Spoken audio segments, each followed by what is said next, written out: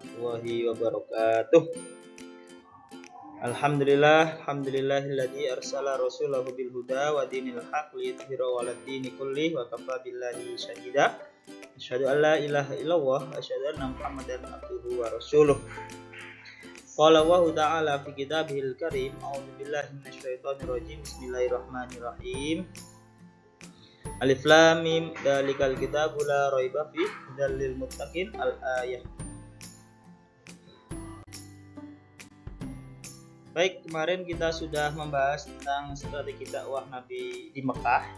Ya, jadi dakwah Nabi Muhammad itu terbagi menjadi dua periode. Yang pertama adalah periode Mekah, yang kedua adalah periode Madinah. Kemarin sudah kita bahas periode Mekah, hanya saja masih belum tuntas. Ya, kemarin ada 6 poin yang baru kita bahas, baru 3 poin. Sebelum kita memulai pembahasan berikutnya, marilah kita membaca doa terlebih dahulu. Bismillahirrahmanirrahim. Asyhadu an la ilaha illallah wa asyhadu anna Muhammadan abduhu wa rasuluh. Raditu billahi robba wa bil islami dina wa bi Muhammadin nabiyya wa rasulah. Rabbi zidni ilma warzuqni fahma waj'alni minal sholihin. Rabbi shrah li sadri wa yassir li amri wahlul 'uqdatam min lisani yafqahu.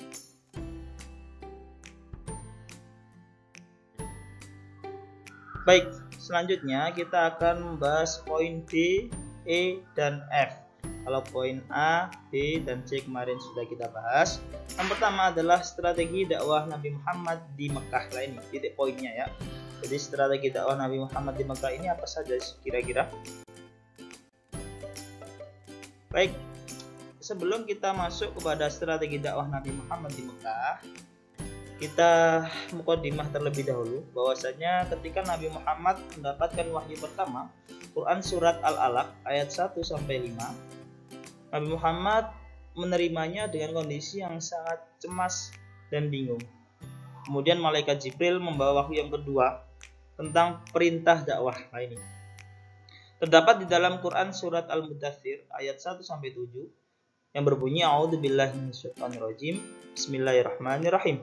Ya ayyuhal muddaththir qum fa'andzir wa rabbaka fakabbir wa thiyabaka fatahhir warruzza fahjur wa la tamnun tastakfir wa li rabbika fasbir. Artinya, wahai orang-orang yang berselimut, bangunlah, lalu berilah kabar peringatan dan agungkanlah Tuhanmu dan bersihkanlah pakaianmu dan tinggalkanlah segala perbuatan yang keji, dan janganlah engkau Muhammad memberi dengan maksud memperoleh balasan yang lebih banyak, dan karena Tuhanmu maka bersabarlah.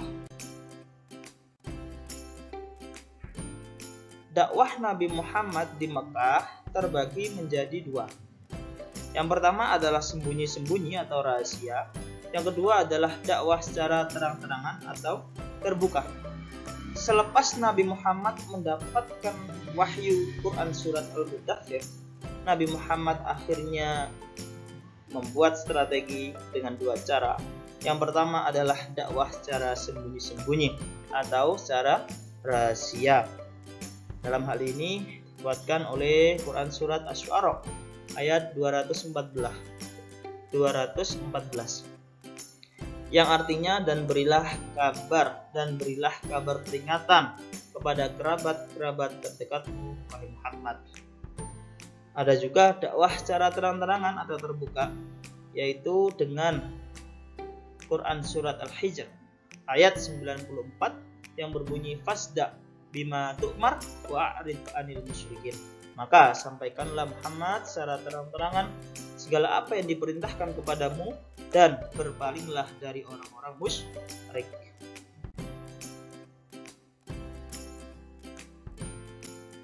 Jadi setelah Nabi Muhammad mendapatkan wahyu yang kedua Quran surat Al-Mudaththir itu, Nabi Muhammad sudah resmi menyampaikan risalah kenabian.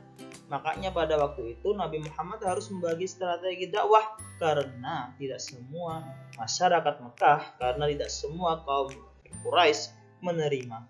Akhirnya pada waktu itu Nabi Muhammad melakukan dakwah secara sembunyi-sembunyi atau dakwah secara rahasia. Adapun siklusnya kurang lebih seperti ini. Dakwah secara sembunyi-sembunyi, Nabi Muhammad berdakwah yang pertama di lingkungannya sendiri, ya, pada keluarganya, pada istrinya, istri Khadijah, termasuk salah satu orang yang pertama kali menerima dakwah Nabi Muhammad. Kemudian keponakannya yang bernama Ali bin Abi Thalib. Ada juga Zaid. Dari kalangan para sahabat ada juga Abu Bakar. Selanjutnya Nabi Muhammad pada waktu itu, kenapa kok memilih dakwah secara sembunyi-sembunyi? Ya, karena pada waktu itu Nabi Muhammad masih belum memiliki pengikut yang cukup besar. Masih minim orang-orang yang menerima dakwah Nabi Muhammad. Di antaranya itu Siti Khadijah, Ali bin Abi Thalib, Abu Bakar, Zaid pada waktu itu menjadi anak angkatnya.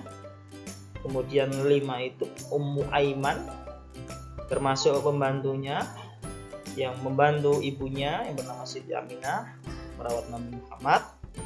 Ada juga pada waktu itu Abu Bakar. Nah, Abu Bakar ini kebetulan pada waktu itu termasuk pedagang yang tersohor, sehingga posisi Abu Bakar ketika masuk agama Islam, Abu Bakar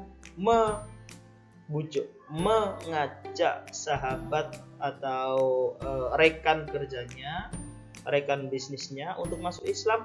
Alhamdulillah mendapatkan hasil, yaitu diantaranya Utsman bin Affan, Zubair bin Awam, Abdurrahman bin Auf, Sa'ad bin Abi Waqqas, Talhah, Abu Baidillah, dan Arqam Abil Arqam.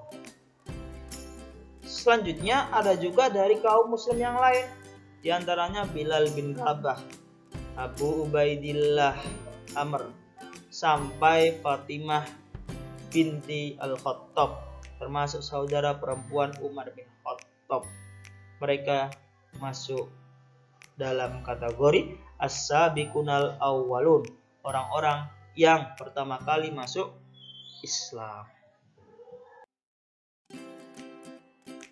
Baik, setelah Nabi Muhammad melaksanakan dakwah secara sembunyi-sembunyi, akhirnya berikutnya Nabi Muhammad melanjutkan dakwahnya secara terbuka atau terang-terangan. Pada waktu itu Nabi Muhammad menyeru masyarakat umum di kota Mekah, ya, kafir Quraisy atau kabilah Quraisy, dari kalangan bangsawan sampai hamba sahaya, untuk menyembah Allah Ta'ala saja, tidak lagi menyembah berhala lain. Bahkan Nabi Muhammad pada waktu itu mengumpulkan seluruh masyarakat Quraisy kota Mekah, berkumpul di salah satu lembah, di salah satu lapangan, kalau mungkin namanya sekarang, untuk menyampaikan beberapa hal, ya, beberapa hal. Yang pertama adalah peringatan dan ancaman Allah bagi orang yang tidak beriman. Jadi Allah itu atau Tuhannya Nabi Muhammad pada waktu itu memperingatkan dan mengancam bahwa Allah akan memberikan ancaman kepada orang yang tidak beriman, atau sebaliknya, ya, atau sebaliknya. Yang kedua, Nabi tidak mampu memberikan pertolongan melainkan amalnya manusia itu sendiri. Jadi pada waktu itu Nabi Muhammad menyampaikan, saya tidak bisa memberikan pertolongan kecuali amal-amal kalian itu sendiri yang akan memberikan pertolongan. Untuk itu silakan menyembah Allah Ta'ala saja, mengikuti ajaran yang saya bawa. Yang ketiga, permohonan kepada keluarganya supaya dapat membantu memelihara agar agama Islam ini tetap utuh, tidak ada yang mengganggu, atau ajaran yang dibawa Nabi Muhammad ini dapat diterima. Dari pidato ini Abu Lahab dengan tegas menolak. Sekaligus Abu Lahab berkata kasar, "Wahai Muhammad, kurang ajar engkau. Apa hanya karena ini kau mengumpulkan kami di tempat ini? Sungguh celaka engkau, Muhammad." Melihat suara yang kasar yang keluar dari mulut Abu Lahab, padahal Abu Lahab ini termasuk pamannya Nabi Muhammad, masih kerabat, namun beliau termasuk salah satu orang yang menolak. Dia juga termasuk salah satu orang yang mengancam Nabi Muhammad, yaitu Abu Lahab. Melihat hal itu, akhirnya Nabi Muhammad bersikap tenang dan berjiwa besar. Dari situlah kemudian turun wahyu Quran surat Al-Lahab ayat 1-5. Tabbat yada abi lahabi watab. Muhammad, kamu tidak perlu risau, kamu tidak perlu galau, kamu tidak perlu bersedih hati, karena sejatinya yang celaka itu adalah Abu Lahab. Akhirnya dari situ kemudian Nabi Muhammad melanjutkan dakwahnya. Menjadi perbincangan ketika Nabi Muhammad memberikan pidato di lapangan atau di lembah tersebut. Bahkan tidak sedikit orang yang menolak ajaran Nabi Muhammad. Ada juga yang menerima, banyak juga yang menolak ajaran Nabi. Baik, respon masyarakat Mekah ketika mendapatkan ajaran, mendapatkan seruan dari Nabi Muhammad untuk menyembah Allah Ta'ala, ya itu tadi, ada yang menolak dakwah Nabi Muhammad seperti Abu Lahab beserta istrinya. Ada pula yang menerima. Ini datang dari Siti Khadijah, orang yang pertama kali menyatakan dirinya atau mengimani bahwasanya ajaran yang dibawa Nabi Muhammad ini adalah benar, Siti Khadijah. Ada juga dari sahabatnya Nabi Muhammad, yaitu Abu Bakar. Ya, Abu Bakar ini juga mengimani apa yang dibawa oleh Nabi Muhammad. Salah satu upaya penyebaran Islam yang dilakukan pada waktu itu adalah secara sistematis. Jadi yang dilakukan dakwah yang dilakukan Nabi Muhammad ini terpusat di salah satu rumah sahabat yang bernama Arqam bin Abi Arqam. Nah ini jadi pusat kajian keagamaan, dakwah Islam dilakukan di rumahnya Arqam bin Abi Arqam. Pada waktu itu Arqam sudah menyatakan masuk Islam. Meskipun dapat dikatakan bahwa masyarakat Arab di kota Mekah ada yang menerima secara ikhlas, ada juga yang menolak.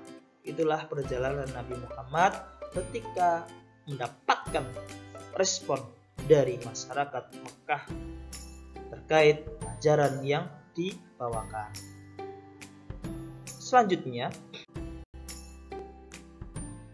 tantangan dakwah Nabi Muhammad lainnya, tantangan demi tantangan itu muncul ketika Nabi Muhammad berdakwah secara terbuka, secara terang-terangan. Yang pertama, mendapatkan hasutan dan ancaman dari Abu Lahab.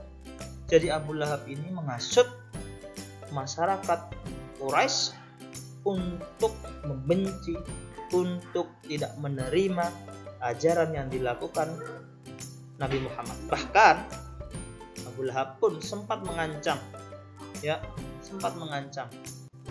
karena Abu Lahab ini tidak langsung mengancam kepada Nabi Muhammad karena masih melihat posisi keluarga Nabi Muhammad, Bani Hashim atau Abu Thalib.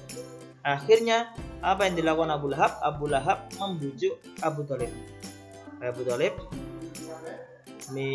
minta tolong agar engkau membujuk keponakanmu, agar berhenti berdakwah.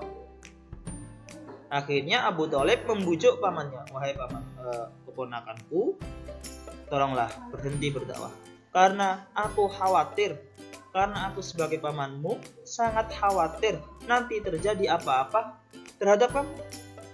Karena Abu Lahab, karena kabilah Quraisy itu tidak suka, tidak sepakat terhadap ajaran yang kau sampaikan. Nah ini, jadi pamannya ini membujuk keponakannya. Apa yang disampaikan oleh Nabi Muhammad? Apa yang dijawab oleh Nabi Muhammad?